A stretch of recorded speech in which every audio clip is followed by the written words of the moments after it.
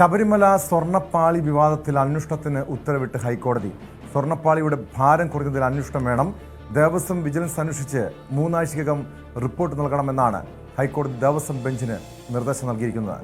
42 kilo ഉണ്ടായിരുന്ന സ്വർണം 38 kilo ആയത് എങ്ങനെയെന്നും കോടതി ചോദിച്ചു. ആജ്ഞ രവീന്ദ്രൻ ചേർന്നുണ്ട് വിവരങ്ങളുമായി. ആജ്ഞ, എന്താണ് ഹൈക്കോടതിയിൽ സംഭവിച്ചത്?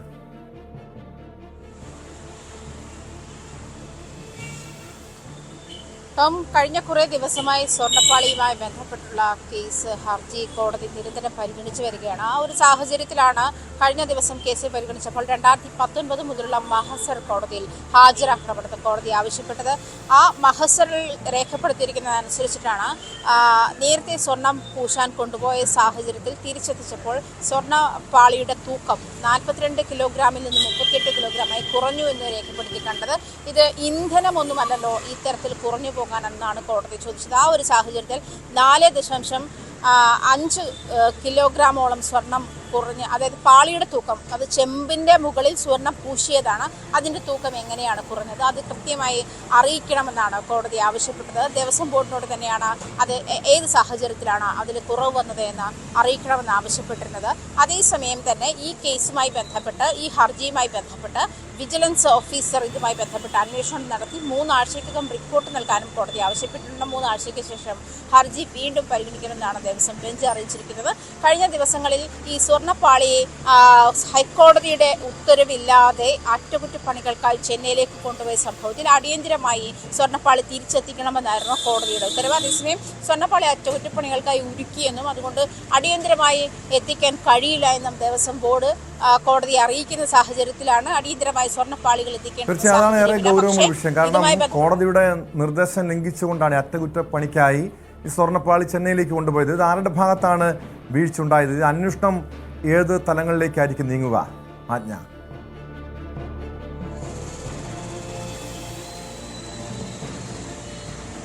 ഇത് ശബരിമല അയ്യപ്പൻ മൈനറാണ്. അങ്ങനെ ഒരു സാഹചര്യത്തിൽ ദേവസ്വം കമ്മീഷണർ റിപ്പോർട്ടിന്റെ അടിസ്ഥാനത്തിൽ ഹൈക്കോടതിയാണ് ശബരിമലയിൽ നടത്തുന്ന എല്ലാ തരത്തിലുള്ള അറ്റകുറ്റപ്പണികളുടെയും മേൽനോട്ടം ഹൈക്കോടതിക്കാണ്. ഹൈക്കോടതിയുടെ അറിവോടുകൂടി മാത്രമേ ഇത്തരം സ്വത്തുവകകൾ, അത് അയ്യപ്പന്റെ സ്വത്തുവകകൾ കൈകാര്യം ചെയ്യാൻ പാടുള്ളൂ. അത് ശ്രീകോവിൽ സംബന്ധിച്ചിട്ടുള്ള, ശബരിമലയിൽ സംബന്ധിച്ചിട്ടുള്ള, അതല്ലെങ്കിൽ ദേവസ്വം ബോർഡുമായി സംബന്ധിച്ചിട്ടുള്ള എല്ലാ ദൈവങ്ങളെയും സംബന്ധിച്ചിട്ടുള്ള നിർദ്ദേശം അങ്ങനെ തന്നെയാണ്. അതായത് ദൈവങ്ങൾ മൈനറാണ്. അതുകൊണ്ട് തന്നെ കോടതിയുടെ നിർദ്ദേശപ്രകാരം മാത്രമേ ഇത്തരം കാര്യങ്ങളിൽ അറ്റകുറ്റപ്പണികളായാലും അതല്ലെങ്കിൽ പുറത്തേക്ക്, ശബരിമലയുടെ പുറത്തേക്ക് കൊണ്ടുപോയി നടത്തുന്ന അറ്റകുറ്റപ്പണികൾക്കൊക്കെ ഹൈക്കോടതിയുടെ ഉത്തരവ് വേണം.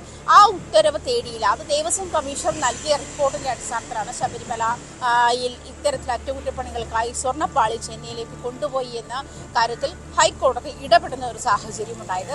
അത് വലിയ വിമർശനം കോടതി ദേവസ്വം ബോർഡിന് മുൻപാകെ ഉന്നയിച്ചപ്പോഴാണ് അത് തിരുവാഭരണ കമ്മീഷന്റെ നിർദ്ദേശത്തോടു കൂടിയാണ് കൊണ്ടുപോയത് എന്നാണ് നേരത്തെ ഉണ്ണികൃഷ്ണൻ നമ്പൂതിരിയും സംസാരിച്ചത്. അങ്ങനെയാണ്. അത് തിരുവാഭരണ കമ്മീഷന്റെ അനുമതിയോട് കൂടിയാണ് കൊണ്ടുപോയത്. വിജിലൻസ് ഓഫീസറുടെ അനുമതിയോട് കൂടിയാണ്, അവരുടെ നിർദ്ദേശം അനുസരിച്ച് തന്നെയാണ് കൊണ്ടുപോയത്. പക്ഷേ ഹൈക്കോടതിയിൽ നിന്നും അനുമതി വാങ്ങണം എന്നുള്ള കാര്യം നിർബന്ധമായിരുന്നു എന്ന് അറിയില്ല എന്ന് ഉണ്ണികൃഷ്ണൻ നമ്പൂതിരിയും അല്പം മുമ്പ് പറഞ്ഞിരുന്നത് അങ്ങനെയാണ്. പക്ഷേ എന്നിരുന്നാൽ പോലും അത് കൃത്യമായ ശബരിമലയുടെ നോംസിലുള്ളതാണ്. ഹൈക്കോടതിയുടെ നിർദ്ദേശപ്രകാരം മാത്രമേ ഇത്തരത്തിലുള്ള അറ്റകുറ്റപ്പണികൾ നടത്താവൂ എന്നുള്ളത്.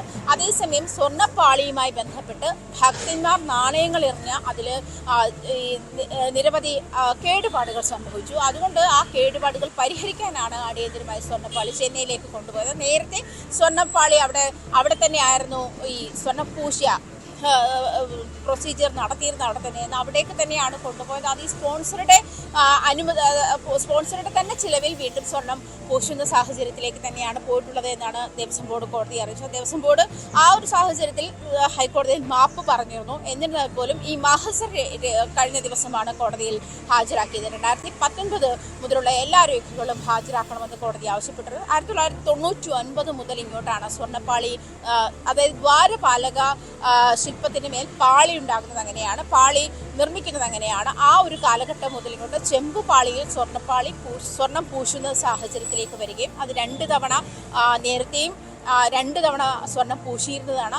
ആ ഒരു സാഹചര്യത്തിലാണ് 42 കിലോഗ്രാം തൂക്കമുണ്ടായിരുന്ന സ്വർണ്ണപ്പാളി എങ്ങനെയാണ് 38 കിലോഗ്രാമായി കുറഞ്ഞത് ഈ മഹസർ പരിശോധിച്ച ശേഷമാണ് കോടതി ദേവസ്വം ബോർഡിനോട് ചോദിച്ചത്. എന്തായാലും വിജിലൻസ് ഓഫീസർ ഇക്കാര്യത്തിൽ അന്വേഷണം നടത്തി റിപ്പോർട്ട് 3 ആഴ്ചയ്ക്ക് എന്താണ് ആ 4 കിലോ സ്വർണം എവിടെ പോയി? ഇത് കണ്ടെത്താൻ വേണ്ടിയാണ് ഹൈക്കോടതി അന്വേഷണത്തിന് ഉത്തരവിട്ടിരിക്കുന്നത്. ആർക്കാണ് ഇവിടെ വീഴ്ച സംഭവിച്ചത് എന്ന കാര്യത്തിൽ അതോടെ ഒരു തീരുമാനമുണ്ടാകും, ഉത്തരം കിട്ടുമെന്ന് പ്രതീക്ഷിക്കുന്നു.